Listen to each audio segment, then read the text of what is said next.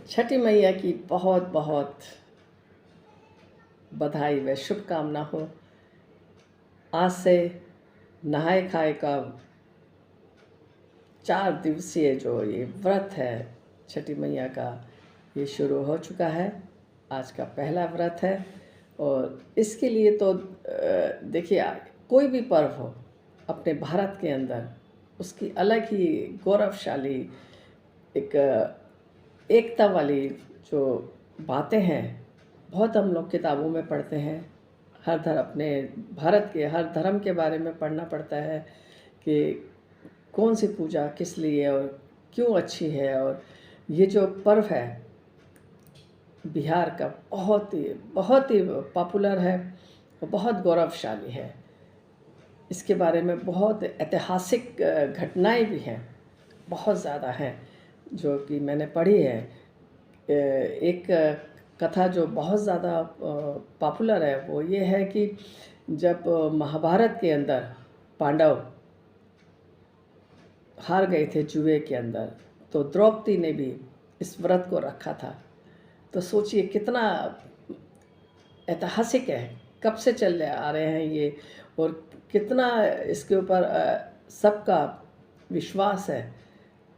करोड़ों लोगों का जो ये आस्था है, करोड़ों लोगों का जो प्यार है, आपस में एक दूसरे के साथ हर वर्ग को जोड़ लेता है। कोई भी पर्व हो, चाहे दिवाली हो, चाहे ये छठ पूजा हो, चाहे नवरात्र हो, रक्षाबंधन हो, कितने सारे त्यौहार हैं कि जो हम सबको एक साथ में जोड़ के चलते हैं। आपस में हम लोगों का प्यार कितना भारत के अंदर ख़त्म ही नहीं होता है। एक त्यौहार ख़त्म होता है, दूसरा आ जाता है। ये जो छठ पूजा का त्यौहार है, ये बहुत बहुत ही सात्विक है। इसमें बहुत ज़्यादा अनुशासन चलता है। इसके अंदर तो हमारे परिवार में भी एक हमारे बच्चा है, उसने शादी की है, तो वो बिहार की हैं, पटना की हैं। इसलिए मैंने ज़्यादा उसको बहुत ध्यान से उनसे पूछते रहते हैं हम लोग, और वो बताती हैं, पूजा भी करती हैं। वो बहुत ज़्यादा बहू ही लगती हैं हमारे रिश्ते में। उन्होंने बताया कि किस तरीके से जो पूरे साल बर्तनों में खाना बनता है घर के अंदर, वो बर्तन इस्तेमाल नहीं होते हैं। इस छठ पूजा के अंदर, इस 4 दिवसीय पर्व के अंदर बिल्कुल अलग से बर्तन होते हैं। गाँव में तो आज भी चूल्हे पे ही खाना बनता है, अलग से चूल्हा होता है। शहरों में ये कुछ परंपराएं अलग हो जाती हैं। तो यहाँ पर लोगों के घरों में एक बर्नर वाला जो चूल्हा, गैस चूल्हा होता है, उस पे खाना बनाया जाता है। उस चूल्हे का भी इस्तेमाल नहीं होता है कि जो पूरे साल जिस पे खाना बनता है, क्योंकि इतना सात्विक तरीके से खाना प्रसाद बनाया जाता है। देखिए, जब हम इतनी सात्विकता आ जाती है, तो वो जो खाना है वो एक प्रसाद का रूप ले लेता है, क्योंकि सभी देवताओं का उसमें प्यार और आशीर्वाद आ जाता है। और इसी बारे में मैंने जाना कि बैंगन है, मूली है, मसूर की दाल है, मूंग की दाल है, इन सब चीज़ों को नहीं खाया जाता है। इस सब चीज़ों को आप भोग लगा सकते हैं, दे सकते हैं दान, लेकिन खा नहीं सकते हैं। जो व्रती है, जो व्रत रखती हैं, परिवार में महिला हो, कोई भी व्रत रखता है, वो खुद अपने हाथों से नहाने के बिना खाना नहीं बनाएंगे। और बिल्कुल कोरा कपड़ा पहनना होता है, और जो खाना वो बनाएंगी, जो व्रत किया है, सबसे पहले वो ही भोग लगा के वो स्वयं खाएंगी। उसके बाद परिवार में किसी और को खाना परोसा जाएगा।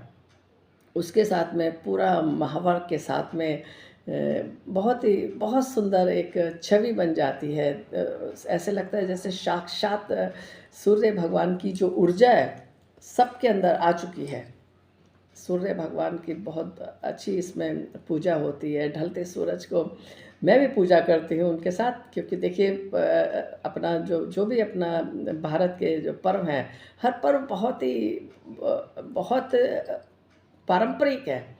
और सबके अंदर क्या होता है, अपने परिवार की रक्षा के लिए व्रत रखे जाते हैं, अपने बच्चों के लिए रक्षा के लिए व्रत रखे जाते हैं। तो हम क्यों नहीं कर सकते? सबको, हर वर्ग को कोई भी कर रख सकता है। और लेकिन अनुशासन का ख्याल रखना पड़ता है। सफाई बहुत ज़्यादा इस व्रत के अंदर रखनी पड़ती है। मैंने जैसे कि बताया कि पूरे बिल्कुल नया बर्तन और नया चूल्हा और नया कपड़ा, हर चीज़ नई चीज़ का इस्तेमाल होता है। और पुराना कोई चीज़ जो हम लोग डेली यूज़ करते हैं उसको ऊपर खाना भी नहीं बना सकते हैं, ना उन बर्तनों में खाना खा सकते हैं।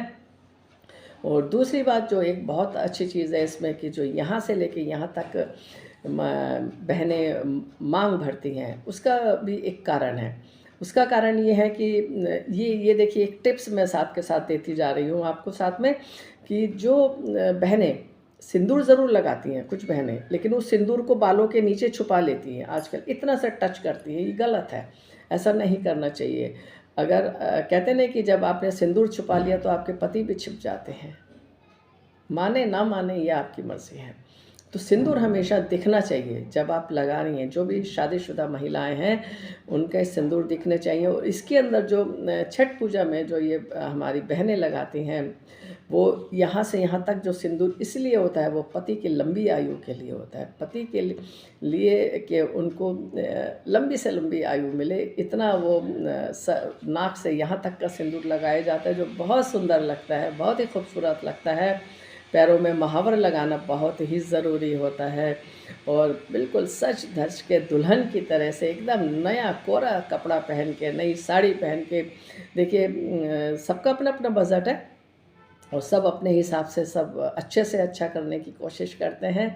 यही इस पर्व, इस छठ पूजा की पहचान है। बस छठी मैया से यही मेरी प्रार्थना है कि सब परिवार सुखी रहें, बहुत बहुत अपने परिवार के हर सदस्य के लिए सूर्य भगवान का जो ऊर्जा है वो सब में आ जाती है, सब बहनों में, सब भाइयों में आ जाती है जो व्रती होते हैं, क्योंकि उनकी ऊर्जा ही ऐसी है सूर्य भगवान की। जब हम कहते हैं ना सूर्य भगवान को हम पूजा करते हैं तो कितना हमको मान सम्मान की प्राप्ति होती है। मैं हमेशा हर वीडियो में कहती हूँ कि अगर मान सम्मान चाहिए तो सूर्य भगवान की पूजा कीजिए। और इसमें तो दोनों टाइम की पूजा होती है, ढलते सूरज की भी, उगते सूरज की भी, तो ज़रूर करनी चाहिए। इस पर्व को सब लोग प्यार से मनाएं, खुशी खुशी मनाएं, मिलजुल कर मनाएं, सात्विक तरीके से मनाएं। यही मेरी बस आप सबसे प्रार्थना है।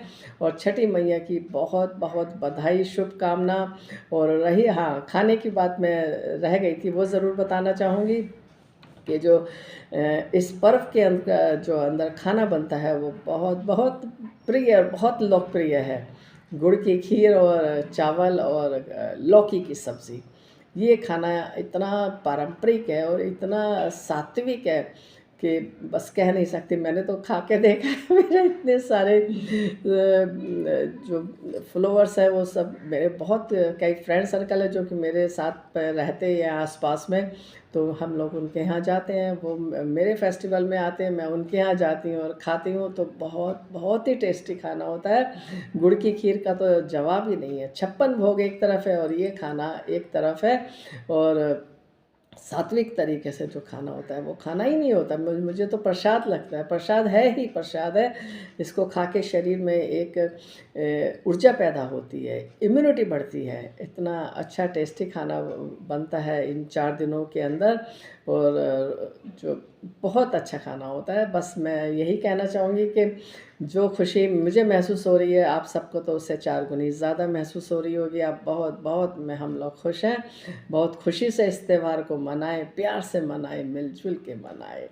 जय छठी मैया, सभी पे कृपा करो, सबके परिवार को खुश रखो, सुखी रखो, सब बच्चों की, परिवार की दीर्घायु हो। जय छठी मैया।